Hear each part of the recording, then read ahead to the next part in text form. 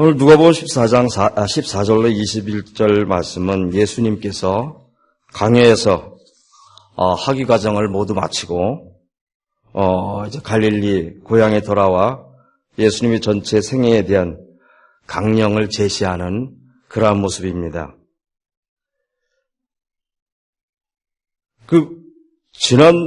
지지난주에 제가 잠깐 본문 중에 말씀 중 가난한 사람에게 기쁜 소식을 전하고 주님께서 나를 보내셔서 포로된 사람들에게 해방을 선포하고 눈먼 사람들에게 눈뜸을 선포하고 억눌린 사람들을 풀어주고 주님의 은혜를 선포하게 하셨다라는 그런 말씀을 잠깐 드린 적도 있습니다. 그래서 요즘 저는 삶의 현장 속에서 저의 모습을 한번 잠시 이 말씀을 보면서 생각이 났습니다. 사람을 지난번에도 말씀을 드렸듯이 사람을 아주 소름 끼치게 정확히 보는 사람들은 저를 아주 부처님 가운데 토막 같은 사람으로 봅니다.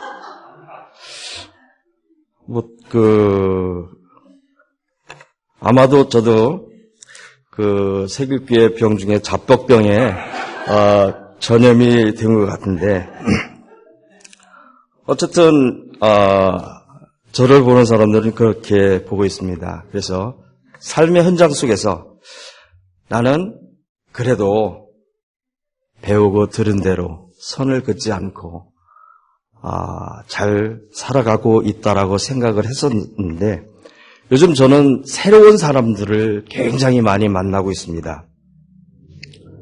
그들은 저와 생긴 것도 다르고 피부 색깔도 다르고 언어도 다르고 문화 환경도 다른 그런 사람들입니다. 나름 친절을 베풀면서 그래도 나는 당신들을 친구로 생각한다는 그런 마음을 있었지만은 표현을 안 하고 있는데 저희 과묵한 모습에 조금 두려운 마음을 갖고 있는지 자꾸 말을 걸어옵니다. 오늘 어땠냐? That's good. 아니면 too bad, so so, 이렇게 대충 대답을 하지만은 그들은 나의 근황을 물어보면서 나는 너의 적군이 아니다라는 표현을 하는 것 같습니다. 그러던 중에 며칠 전에 제가 운전하는 차에 4명의 아이들이 탔습니다. 아마도 로렌보다도 더 어려 보이는데 전문용어로 난리벅석입니다. 갑자기 너 이름이 뭐냐? 그래서 내 이름은 대현이다. 그러니까 따연? 근데 이게 어른들이 이름을 부를 때는 별로 몰랐는데 아주 어린 아이가 따연, 너 음악 있냐? 음악 좀 틀어봐라. 그래서 음악을 틀어주니까 따연, 이 음악이 무슨 노래냐? 누구 노래냐? 자꾸 물어봅니다. 그러는 과정에 창문을 열고 지나가는 사람들한테 막 소리를 지르며 음악 소리에 맞춰서 춤을 추며 난리 법석을 합니다. 제가 그래도 명색이 동방예의지국에서 윤리교육을 제대로 배우고 살아온 사람인데, 아직도 어린아이들이 제 이름을 부르는 거에 대해서, 이게 굉장히 건방져 보이고, 그냥 내려놓고 싶고, 그런 마음이 막 치올라오지만은, 제 속에 어떤 분이 참여해야 하느니라 하는 그 음성이 자꾸 들리는 것 같아서 꾹꾹 눌러 참았었습니다. 그러다가 또 어떤 남자를 만났습니다. 주말이었기에 너 여자친구 만나러 가냐? 어려운 영어를 써서 물어봤었습니다. 그러니까는 제가 질문한 거에는 의외의 답을 해왔습니다. 자기는 게이라는 겁니다. 평상시 게이나 동성애자들을 편애하면 안 된다 이야기했고 들어왔고 했지만 현장 속에서 만나보긴 처음입니다. 왠지 모르게 두려운 마음도 있고 왠지 모르게 그 친구가 만졌던 그런 부분들이 신경이 쓰이는 것 같고, 그러면서 저도 모르게 또 한 선을 긋는 나의 모습을 발견을 했습니다.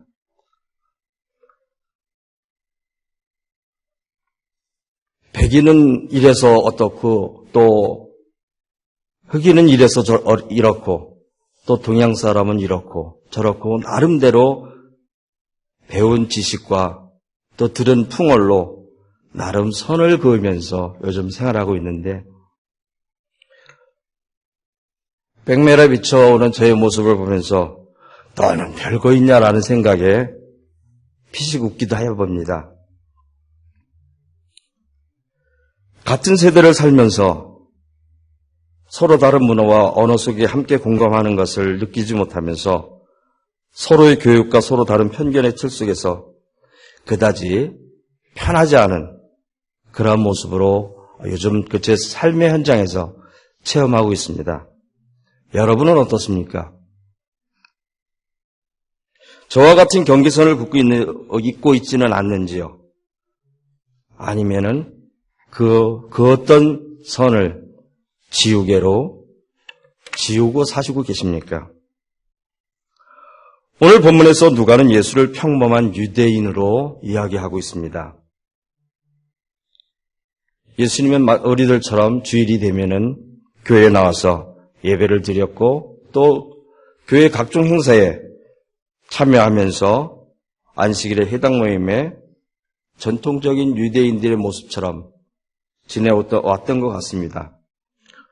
그런 평범한 유대인 예수가 이리저리 선을 그어 나누어 놓은 현실 속에 선을 지어 너와 나의 구분이 되지 않은 하나님 나라를, 모든 자유가 허락된 희년을 그리면서 하나님의 나라를 선포하고 있는 것이 본문의 말씀입니다. 예수는 전통적인 유대인들처럼 히브리 성서를 가슴속에 새기고 또 명상하고 우리들처럼 온갖 유혹과 번민의 현실 속에서 새로운 신앙을 탐구하면서 그의 삶에 지지난주에 말씀을 드렸던 것처럼 내가 누구인가를 깨닫게 되었고 그 하나님의 궁극적인 진리를 깨달아 나의 삶이 이제는 이렇게 살아야 되겠노라고 하면서 주님의 영이 내게 내리셨다. 주님께서 내게 기름을 부으셔서 가난한 사람에게 기쁜 소식을 전하게 하셨고 주님께서 나를 보내셔서 포로된 사람들에게 해방을 선포하고 눈먼 사람들에게 눈뜸을 선포하고 억눌린 사람들을 풀어주고 주님의 은혜의 해를 선포하는 그러한 모습을 보이고 있습니다. 오늘 우리는 예수께서 이사야의 원문대로 읽지 않고 조금은 변형되어 있는 모습을 성경을 많이 보셨던 분들은 아실 수가 있습니다. 오늘의 본문은 이사야 원본의 61장의 1, 2절과 58장의 6절을 재해석해서 새로이 예수님께서 말씀하는 그런 부분입니다. 예수는 해당에 있는 두루마리 성서를 들고 그의 가슴속에 역사하시는 자신의 하나님의 음성을 말씀하면서 그의 공생애가 시작이 되고 있습니다. 특별히 누가는 예수는 모든 힘없는 사람들과 가난한 사람들, 또 사회와 종교로부터 버림받는 하나님의 자녀 사람들이 경계선 밖으로 밀려나지 않은 목회의 삶을 살아가기를 바라는 마음으로 이야기하고 있습니다. 누가는 예수를 마태복음과 마가복음과는 달리 누가는 오늘의 본문을 예수의 갈릴리 활동 도중이 아니라 그의 공생애를 시작하는 곧 세례받고 유혹받은 서두에 두고 이 이야기를 다른 이야기들 중에 하나가 아니라 복음서 전체를 이해하는 열세의 본문으로 부각시키고 있습니다. 이를 위해 누가는 다른 복음서에는 없는 이사야 선지자의 글을 인용하여서 예수의 정체성과 그의 주된 사역의 특징을 요약하고 또 본문에 바로 이어서 엘리야와 엘리사의 이방인 사역을 첨가하여 이 이야기를 단순히 나사렛 회당의 방문 이야기가 아니라 예수의 전체 공생의 활동에 대한 강령적인 본문으로 제시하여서 누가는 예수의 자신이 확신인 것을 깨닫고 복음서를 기록했던 것입니다. 조금 전에 말씀드렸던 것처럼 누가는 역사적인 사실을 상세하게 기록하기보다는 하나님께서 항상 지금 우리와 함께 계시다는 것과 하나님의 궁극적인 진리를 예수의 가르침과 그의 삶으로부터 깨달아 알게 된 체험을 은유적으로 표현하고 있는 것입니다. 누가는 예수께서 히브리 성서를 재해석해서 새롭게 읽으시는 모습을 기록하면서 자신의 공동체에 의도적으로 중요한 메시지를 전하고 있습니다. 누가의 목적은 예수의 가르침과 삶을 통해서 이스라엘의 종교적인 전통과 신앙을 새 시대에 맞게 재해석하여 예수의 가르침과 삶을 통해서 이사의 비전을 새롭게 이해하려고 하고 있습니다. 누가의 하나님은 과거형이 아니라 현재형으로 과거의 예언자들의 예언에 오늘 여기에 어떻게 살아야 하는지에 대해서 현재의 예언으로 새로운 시대의 새로운 신앙과 삶을 위한 예언으로 재해석하고 있는 것입니다. 이 복음서를 읽는 사람들이 삶의 현장과 현실에서 예수가 전한 복음을 구체적으로 실천하면서 살아내기를 원하고 있다는 것입니다.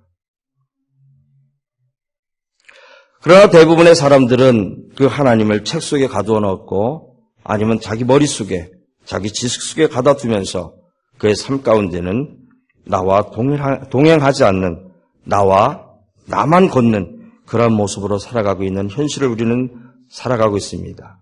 서두에서 제가 삶의 현장의 작은 부분을 이야기했던 것처럼 우리는 예수의 선포의 말씀을 늘 생각하고 그의 삶이야말로 정말로 위대하고 존귀하다라고 이야기하지만은 막상 내가 내 삶에 부딪혀 오면은 먼저 그들과 친구 되기보다는 그들을 품기보다는 선을 긋는 나의 모습처럼 변하게 된다는 것입니다. 많은 사람들이 오늘 본문의 말씀을 가지고 재해석해서 삶의 현장에서 그들의 이 목소리를 높였습니다. 지난주에 베스 전사님이 설교 때 말씀하셨던 것처럼 마틴 루터킹 목사님은 인권운동을 위해서 새롭게 성경을 읽으셨고 또 요즘 뉴스통해를 보면 세계 여러 곳에서 난민들로 떠도는 이들의 인권과 그들의 삶을 위해서 새롭게 읽혀지고 있습니다.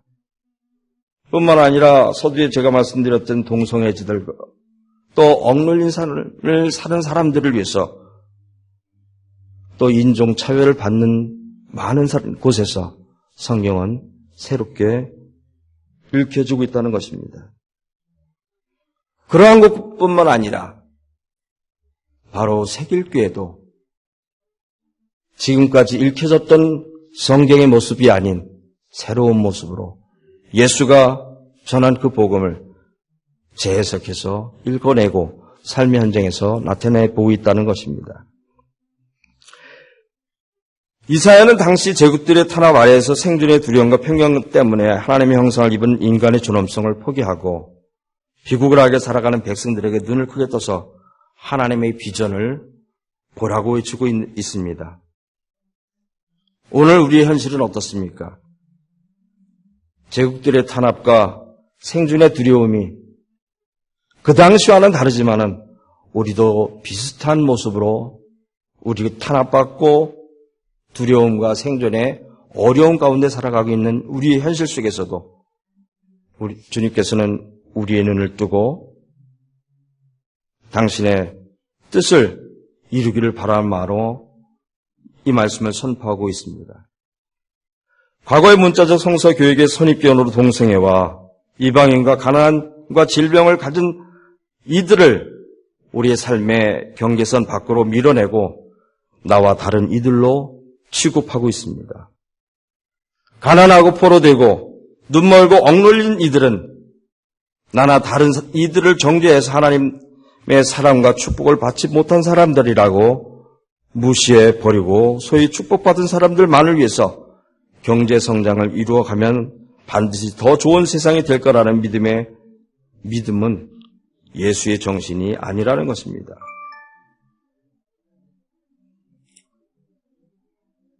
예수의 하나님 나라의 운동은 예수처럼 내가 먼저 살아내야 하고 실천적 삶을 통해서 이 복음을 증거해야 하기에 현실적으로는 상당히 불편하고 어렵고 또 위험하기도 합니다.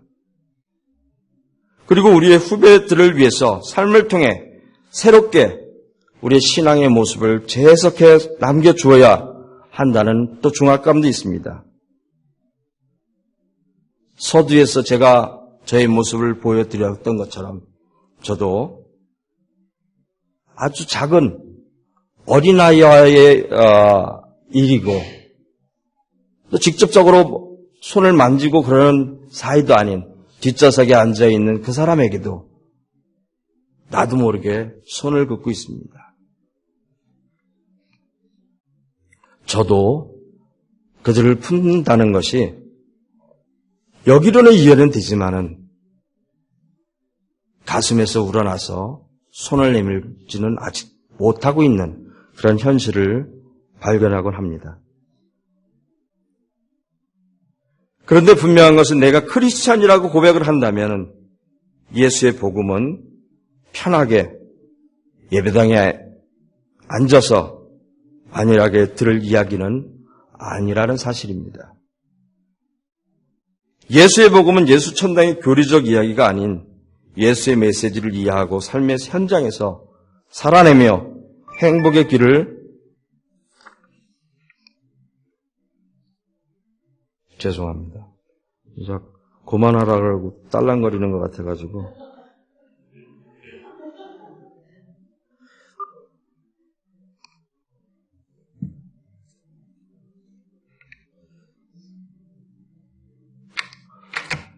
이제는 우리가 앉아서 머리로 또 알고 있던 그 예수의 복음은 삶의 현실 속에서 나타내야 될다라고 저는 생각이 듭니다. 아직도 우리는 책 속에 갇혀있는 하나님, 책 속에 갇혀있는 예수, 머릿속에 있는 예수, 해방시키지 못하고 있는 그런 모습을 봅니다. 이 모든 사실을 우리는 제가 이 앞에서 구구절절 이야기하지 않아도 다 알고 있는 사실입니다. 그러나 우리 정창수 집사님이 좋아하는 송곳처럼 삐져나오지 못하는 우리의 현실이 참 안타깝기만 합니다. 이 위험과 어려움과 고통의 모습을 뚫고 나오는 송곳이 필요한데 그 송곳이 내가 아닌 내 옆에 있는 사람이 되기를 우리는 늘 생각을 합니다. 그러면서 그 송곳을 통해서 나는 그 단체에 그 그룹에 속해 있어서 우리는 이러한 사람들이라고 자랑하는 그런 모습도 봅니다. 나를 희생하는 것은 이미 예수께서 보여주셨듯이 나를 비우고 희생하는 것만이 참된 행복과 참된 신앙의 길이라고 우리는 알고 있습니다. 알고 있지만은 삶의 현장에서는 나타나지 않고 있습니다. 우린 지난 7년이란 세월을 보내면서 설교와 성경 공부 또 독서 토론 또 여러 가지 그 시간들을 가지고 우리도 모르게 머리는 엄청나게 자랐습니다. 어디 가서 신학적인 이야기와 종교적인 얘기와 또 인문학적인 얘기도 옆구리를 쿡 하고 찌르면은 여기 앉아있는 모든 분들은 거미 어디에서 뭐 줄줄줄줄 나오듯이 다 읊어낼 수 있는 그런 사람들입니다. 다시 말해서 내공이 어느 정도 다 쌓여있는 사람들입니다. 그 내공이 쌓여있는 것은 매주 행하는 메디테이션을 통해서 들어보면 우린 누구나 잘 알 수 있습니다. 이제 7살을 먹은 세길교회는 그 내공을 속에만 쌓아두는 것이 아니라 이제 발산할 때라고 생각이 됩니다. 예수께서 21절에 하신 이 성경 말씀이 너희가 듣는 가운데서 오늘 이루어졌다라고 말씀하고 있습니다. 이루어졌습니까? 내 속에 있는 그 내공이 밖으로 발산되지 않으면 결코 예수께서 아무리 말씀을 하셔도 내가 움직이지 않으면 결코 이루어지지 않으리라. 내가복음 3장 26절의 말씀입니다. 오늘은 특별히 교인총회가 있는 날입니다. 교인총회, 아직까지 우리 교회는 은혜롭게 잘 진행이 됐습니다. 근데 그러한 모습보다는 앞으로의 교인총회는 예수가 전해진 복음적 삶을 통해서 1년 동안의 그 무용담을 전하고 또 듣고 우리가 올해는 이러이러한 복음적 삶을 살아보자고 다짐하는 그러한 총회가 되었으면 합니다.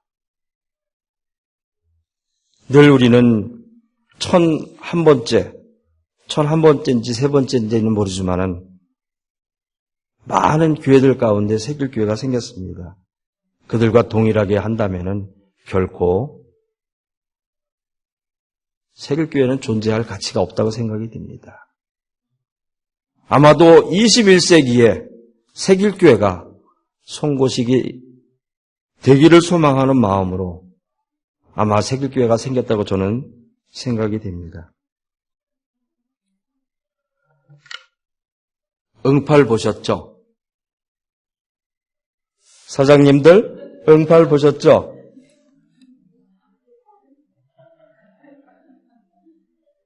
응팔 보시면서 다 같은 감정을 느꼈고 또 같이 눈물도 흘리기도 하고 같이 웃기도 하고 끝났을 때는 굉장히 아쉬워하는 그러한 마음이 저만 있는 것은 아마 아닐 겁니다.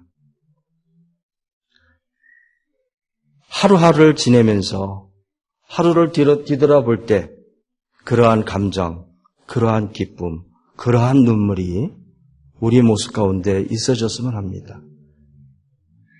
세월이 지나고 우리 후배들과 더불어 내가 새길교회 다닐 때에는 이랬노라고 하면서 그때 그 기쁨과 행복을 함께 나누면서 여러분들의 신앙의 무용담을 함께 나누는 새길가족들이 다 되시기를 주의 이름으로 축원합니다.